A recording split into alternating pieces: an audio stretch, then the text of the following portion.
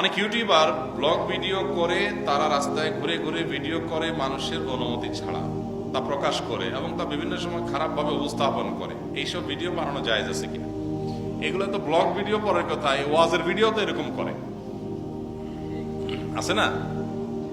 আমাদের ভিডিও চুপচাপা এসে রেকর্ড করে চলে যায়, আমরা চিনি না জানি না। এবার কন্টেন্ট সেল করে, ওখানে যে এমন থাম্বনেল দেয়, আজে বাজে দেয়, ওইগুলাকে আমরা নাগালে আনতেও পারি না, কারণ ও নিজের ক্যামেরা রেকর্ড করছে।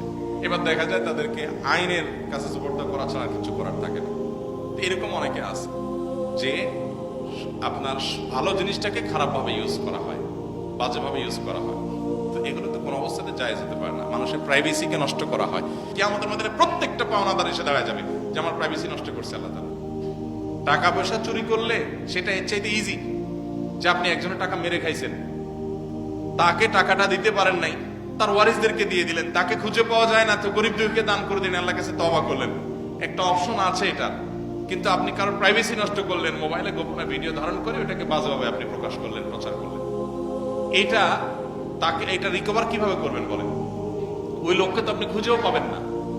টাকার মতো এটা দান করে তো মুক্ত হবেন, সেই সুযোগও সেভাবে নাই। কত জটিল বিষয়গুলো আজকাল এই সোশ্যাল মিডিয়ার কল্যাণে, স্মার্টফোনের কল্যাণে, টিকটক, ফেসবুক ইত্যাদির কল্যাণে আমরা অনেক ভালো কাজ যেমন করার সুযোগ আছে, বহুবিধ খারাপ কাজ করার সুযোগ আছে। আর এই অন্যায়গুলো আমাদের সমাজ তেমন কোন অন্যায় মনে করছে না। আল্লাহ তাআলা আমাদের সবাইকে এই ধরনের হারাম কাজগুলো থেকে বেঁচে থাকার তৌফিক দান করুন।